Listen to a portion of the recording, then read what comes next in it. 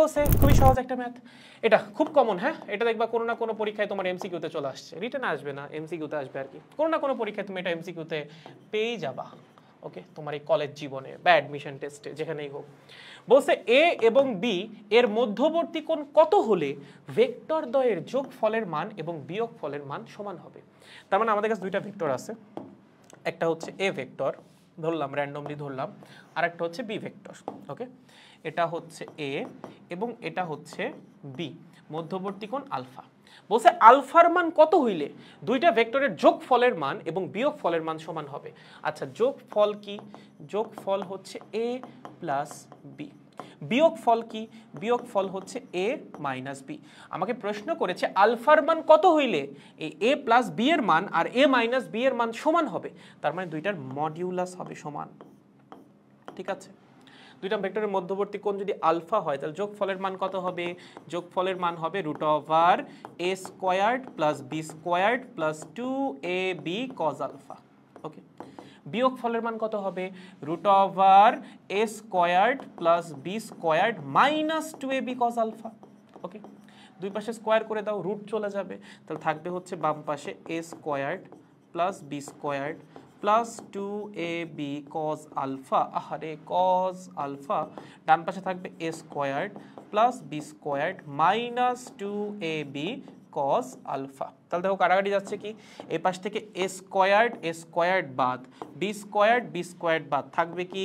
থাকবে হচ্ছে 2ab cos alpha, এখানে থাকবে মাইনাস 2ab cos আলফা। এটাকে এই পাশে নিয়ে আসো, তাহলে হবে হচ্ছে 4ab cos alpha is equals to 0। Okay, 4ab কে ডান পাশে পাঠিয়ে দাও, তাহলে চলে যাবে cos alpha is equals to 0। That means আলফার মান হচ্ছে 90 ডিগ্রি। সলভড। ওকে, এই হচ্ছে সলিউশন।